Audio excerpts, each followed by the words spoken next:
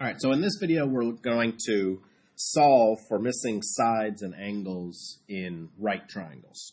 So whether we're given a right triangle, just like these, or if a right triangle is kind of embedded into the context of a problem, then you should always think of two things, right? Pythagorean theorem and SOH CAH TOA, because those are two methods that relate certain sides and angles only in right triangles. So like in this first problem, for instance, we couldn't use Pythagorean theorem because Pythagorean theorem relates to three sides.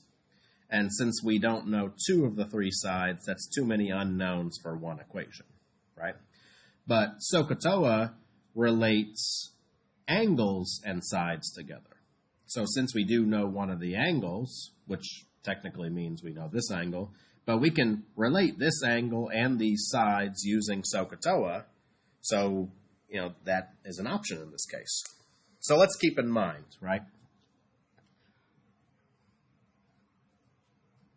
So SOH CAH TOA, right? So SOH CAH TOA helps justify which trig function creates which ratio. So if we wanted to use the sine function, right, sine of an angle relates the opposite side and the hypotenuse, right? The cosine function relates the adjacent side and the hypotenuse, and the tangent function relates the opposite side and the adjacent side. So the first thing we want to do when we're working these problems is first, recognize that SOH CAH TOA is useful to solve these because we have an angle and some sides. But we're going to start off because we don't know which trig function we're going to use, right? So we're going to start off with the angle that we're interested in. So since we were given angle 49 here, I'm going to just make a mark here and say, with respect to this angle, which side is opposite, adjacent, hypotenuse, right? Because the sine, cosine, and tangent are operations on an angle, right? So we have to pick the angle that we're interested in, right? Opposite meaning the side opposite of this angle, which would be this side, right? Adjacent means next to. Technically, both of these are next to this angle, but the hypotenuse is always the side across from the right angle. So we know that this guy is going to be the hypotenuse. And the adjacent side, meaning the side next to the angle, that's not the hypotenuse. So in this case, we want to know x, which is adjacent to this angle, and we know the hypotenuse. So with respect to this angle, we should be able to see which trig function would be useful to make this comparison. So AH, right, SOH CAH TOA, means that we're going to use cosine. So we know that, to set this up, we can say cosine of the angle, right? This is an operation. You can't just have cosine just floating around. That'd be like having a square root with nothing underneath it. Cosine of 49 degrees is equal to the adjacent side over the hypotenuse side. So the adjacent side is x over the hypotenuse side, which is 11. So SOH CAH TOA helps get this going, right? Once we have this equation, right, this thing equals this thing. So as an equation, we can just use our basic algebra to solve for the variable that we're looking for, right? Now, I don't want division on x, so I'm going to cancel my division with multiplication. So just like anything, if we wanted to cancel these out, we can multiply both sides by 11. So that means that x will equal 11 times cosine of 49, right? Now, cosine of 49 is something we can put in our calculator, right? To do SOH CAH TOA, we're definitely going to need a calculator. So moving to the calculator, let's talk about a few things, right? There's lots of different calculators out there. I'm going to kind of give a quick variety and how to, make sure we're doing this, right? Now, cosine is an operation on an angle, right? And there are multiple ways that we can measure angles, right? Degrees is the most commonly known, right? But we can measure angles in radians, is another common one. So when we go to put this in the calculator knows that cosine is an operation on an angle, so it needs to know how you're measuring your angle. 49 is just a number. It could be 49 degrees. It could be 49 radians. So you need to make sure that you tell the calculator what you want. So I'm going to use this calculator here, right? But most scientific calculators, when you look at them, they'll have right up at the top somewhere, you can kind of see it. It says DEG, so I know that this calculator is set to degrees, right? Most scientific calculators will have that, so you'll know right from your main screen if it's in degrees or radians, right? Now, if you have like a graphing calculator, right, the graphing calculator won't tell you, so you need to look to make sure that it's in this mode, right? So I'm going to go to mode, and then there's lots of things here. But if you scroll down here, you can see I have radians and degrees. Since radians is highlighted, that means it's in radians. Most graphing calculators default to radians. So if you ever reset your calculator or things like that, you definitely want to check this. So I would need to select it to degrees. Once I have it set to degrees, I can exit out, and I'm ready to go, right? I have my trig functions all set up, sine, cosine, and tangent. I have specific buttons for these, right? Most calculators have specific buttons for sine, cosine, and tangent. All scientific calculators should have most of the basic ones, but I wanted to kind of look at this one because this one's another kind of basic calculator, but as you can see, sine, cosine, and tangent don't show up here. But remember, sine, cosine, and tangent are trig functions. So if you kind of look here right above the pi, you can see that there's a trig option, right? So if I go second and then the pi button, then the menu has the trig functions that you can use, and you can just scroll and select whichever one you want, right? So if I wanted to pick, for instance, cosine here, I highlight cosine and hit enter, and now it's ready to tell me what I want. And I can see that my calculator here is in degrees, right?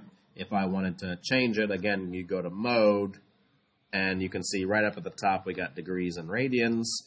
Like I said, most scientific calculators will default to degrees.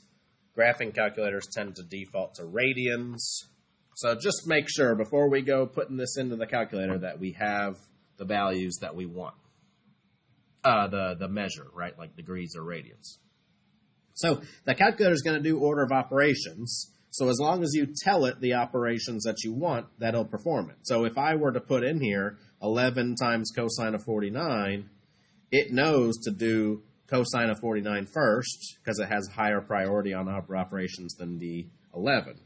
So in this calculator, I can scroll through. I mean, we'll get to this later. If I hit cosine, it's already going to open up a parenthesis, right? So if I do 49 and then I say, oh, I want times 11, now, since it opened up a parenthesis, it's going to take cosine of 49 times 11. I don't want that, right? I want just cosine of 49. So I'm just going to say 11 times cosine of 49, right? You don't have to close the parenthesis, but if you want to, you're all right. Hit enter, right? We want to round this to the 10th, so 7.2, right? X is 7.2. Right? Not too bad. Pretty straightforward once we get to the part where we have the calculator, right? But setting it up is going to be most important here, right? So again, I have angles and sides. So SOH is on my mind here.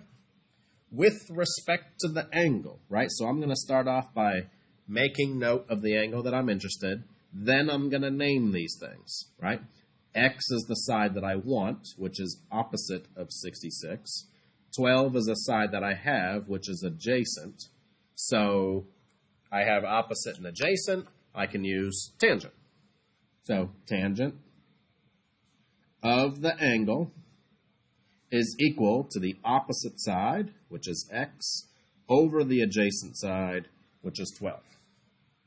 All right. Now that I have this equation, I'm ready to solve.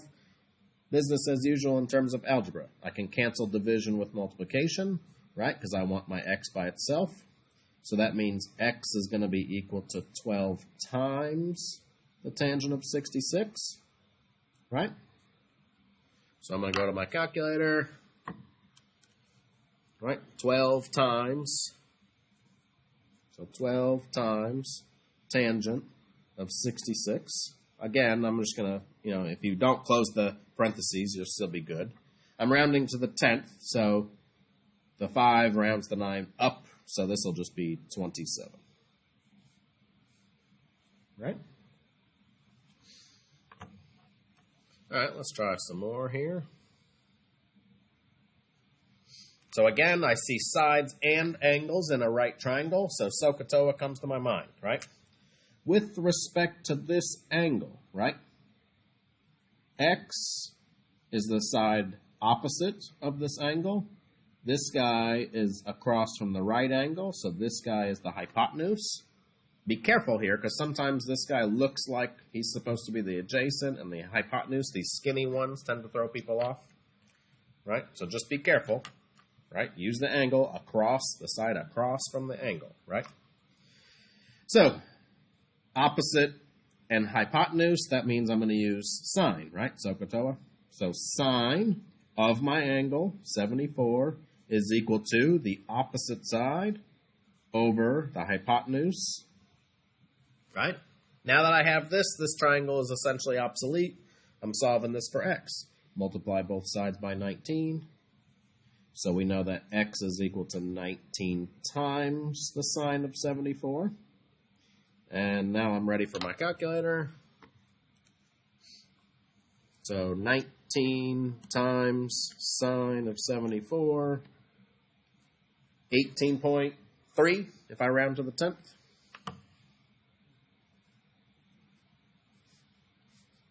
There we go. All right. Same thing, sides and angles. I'm going to reference this angle, right? X is the side across from the right angle, so he's the hypotenuse. This one is next to the angle, so he's the adjacent, right? So, adjacent and hypotenuse means I'm using cosine. So cosine of the angle equals the adjacent side, which is 16, over the hypotenuse side, which is x, right? Now that I got my equation, I'm solving it like normal, right? X in the denominator. I don't want x in the denominator. I'm looking to get x equals stuff, right? Not in the denominator. So, again, I can cancel division with multiplication, but if I multiply by x, got to do it to both sides. But now x here, because it cancels, right? X here is in a numerator position, which is what I want, right? So I can say x times cosine of 21 is equal to 16, and I can undo this multiplication by removing the cosine of 21 is just a number, right? So this is like having like 5x. I can divide away the 5 to get just the x. I can divide to cancel multiplication by cosine of 21. This is just some number. So both of these cancel because this is all like one number, right? Just like we're doing, we're plugging it in. But that means I need to divide both sides, right? So x is going to be equal to now 16 divided by cosine of 21. Right? So 16 divided by cosine, right? Since this is an operation on something, since it automatically opens up a parenthesis, it's going to be 16 divided by, it's going to do this cosine first, so order of operations is good here. If I hit enter, I should be all right. 17.13, round to the 10th, 17.1, right? All right.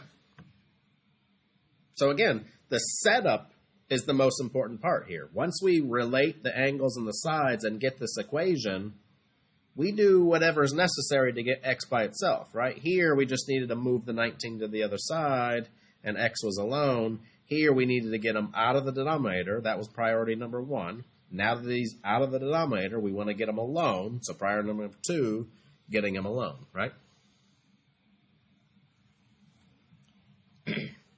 So again, right triangle, angles and sides, I'm thinking SOH CAH TOA, right? So with this angle, I mean, this is a 30-degree angle. Now, if you're familiar with special right triangles, you could actually use the relationships between the sides of a special right triangle. This is a 30, 60, 90, right? So if you recognize that, this still holds true, right? Knowing that, like, the short side is a relation to the long side of the hypotenuse, right? Like the hypotenuse is twice as long as the short side. The long side is the short side times square root of 3. I mean, we'll look back at it just to, verify that this still works, even though we're approaching this with SOH CAH TOA, right? Sine, cosine, and tangent. This guy is opposite. This guy is the adjacent because he's across from the right angle, so this is the hypotenuse, right? So again, I can use tangent, right? So tangent of the angle, right, is equal to the opposite side over the adjacent side, right? So we could say, I don't want the x in the denominator, so if I multiply both sides by x, this removes the x from the denominator, right? That was priority number 1. Now that it's not in the denominator, I can remove the multiplication by dividing both sides by tangent of 30, right? So this will give me x by itself, and I'm ready to do 18 times the square root of 30. 18 divided by tangent of 30. So 18 divided by tangent of 30 equals, oh, it gave me it as 18 square root of 3, right? Just like I was saying, since it is a special right triangle, we can actually make a different relationship. If you remember that the short side times square root of 3 is the long side, I mean, that's why I was able to get a value that reduces this. If I want it rounded to the 10th, I need to clear my calculator to set it a different way, right? Because I want this as a decimal. So if you go to mode,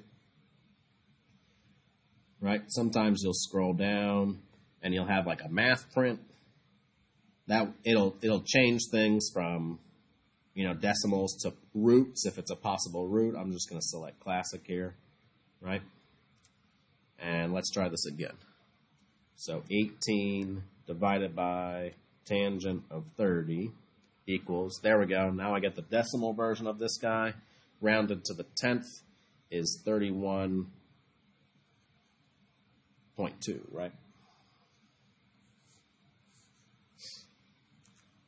So if we rounded to the 10th, we need that value. We want to change that mode.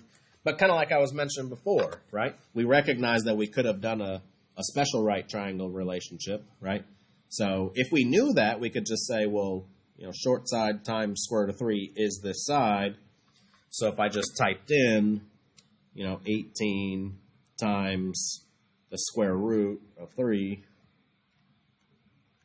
right, you can see that you'll get the same answer. So if you recognize that you can use special right triangle relationships, great. SOH CAH TOA kind of just blanket covers all of those concepts. So, no need to do that. But if you're working on a problem like this and you don't get to use a calculator, right, then we can still produce an exact answer for it, not necessarily rounded to the 10th, right? All right. So let's look here. So in this case, we still have a right triangle. So Pythagorean theorem, SOH CAH TOA, right? They come to mind. We want the angle.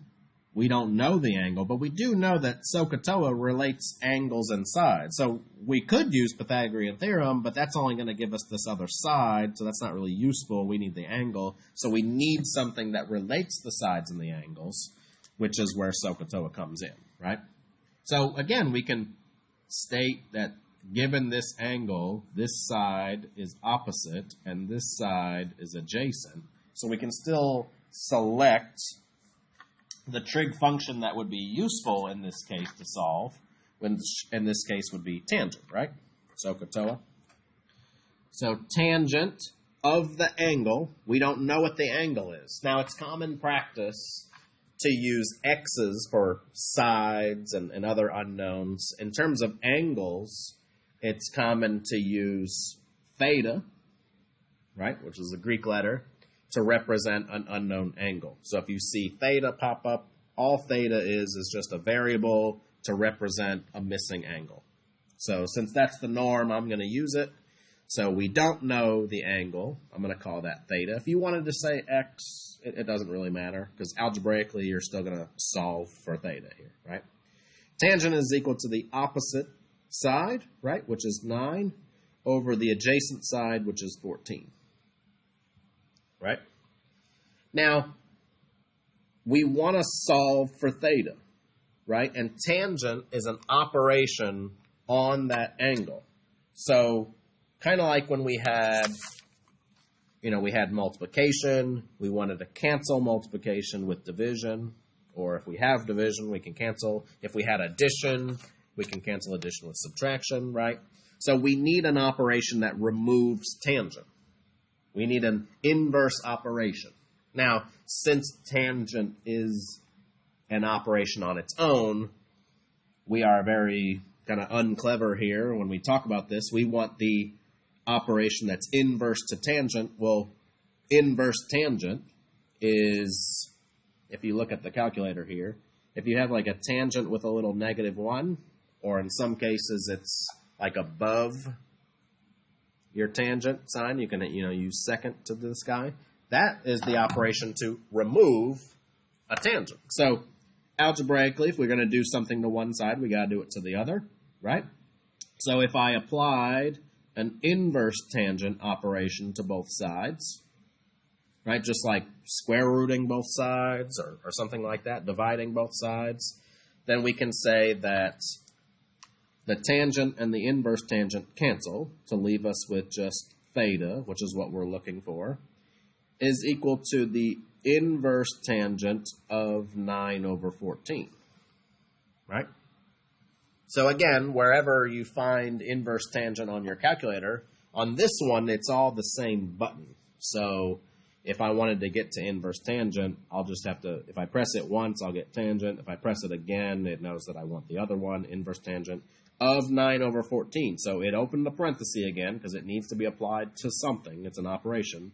I'm going to put 9 divided by 14 in the parentheses, and then I'm going to hit enter, and then theta equals, rounding to the 10th, 32.7. Right? So the relationship between the sides and angles is still SOH CAH TOA, right? But if we need to solve for the angle, we still want to remove the operation on it. The inverse of that trig function removes it, right? And we have it in the calculator. We can still set it up here. Okay. So now this one, BAC, we want angle BAC. So from B to A to C, right, is this angle. That's the one that we want. So this is my theta, right, unknown angle. I have the side that's opposite. I have the side that's across from the right angle, right? So remember, it's adjacent, but it's across from the right angle, so this is the hypotenuse, right? So again, the trig function that relates these would be what? Sine. So we can say sine of theta, the missing angle, is equal to the opposite side, which is 44, over the hypotenuse side, which is 51. Again, I want to remove sine, so I can apply the inverse sine function to both sides, right? These will cancel to leave us with theta equals the inverse sine of everything that's on this side, 44, 40, 44, 44, over 51. Now we're ready for our calculator, right?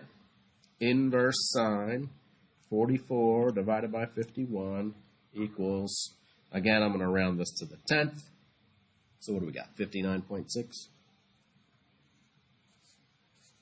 we go. All right. Let's look at this one. Now, in this case, we actually have all three sides. So sometimes when you have more information than necessary, people start to get kind of confused, right? We just want to find theta. We know that this is the side that's adjacent. We know that this is the side that's opposite. Opposite of the right angle is my hypotenuse. So, I mean, which one do we do, right? Before, it was always like I had these two. OH means sine, SOH CAH TOA, right? But if I have all three sides, right, the sine, cosine, and tangent functions relate the three sides as a ratio, and these ratios still are anchored off of this angle. So as long as you pick two sides and use the appropriate trig function, you'll be fine. So I'm going to do two of them. I'm not going to do all three of them. But let's say, since I had all three of them, let's say I wanted to do sine of theta. Right? So if I choose sine, it's going to be opposite over hypotenuse.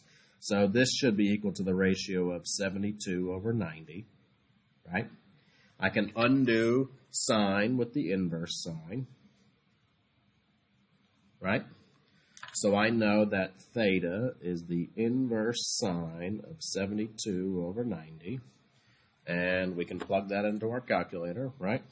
Inverse sine, 72 divided by 90. So theta equals 53.1 if I round it to the 10th. Right? But let's just check, right? Like I said, I mean, technically, it doesn't matter which one you do since you actually know all three sides. So let's say I chose cosine. So cosine of this angle would be the adjacent over the hypotenuse. So if I select a trig function, it had better be set equal to its appropriate ratio. So in this case, 54 over 90, right, would be the ratio that matches the cosine. If I solved this, I would remove the cosine with the inverse cosine, right? So theta is equal to the inverse cosine of 54 over 90, right? Ready for my calculator. I'm just going to leave this here, right? Cosine, inverse, 54 divided by 90 equals. So you can see you get the exact same thing. So again, if we have lots of extra information, we still want to find the angle. So you can pick whichever trig function you want since we actually have all three sides. And as long as we create the appropriate ratio that goes with that trig function, you can see that we're going to get the same thing. So theta, again, equals 53.1. This kind of just verifies that we were able to do it a couple of different ways. Now, same thing, if I would have did tangent and used the opposite of the adjacent, I should be getting 53.1 again, because these three sides, right, as a ratio against that angle really just depends on the trig function that we have. Right? So again, remember to reference the angle, right? Once we recognize which angle we want, then we'll name the sides that go with it, right? This one, again, like I said, tends to confuse people because you don't know, well, which one am I supposed to do, right?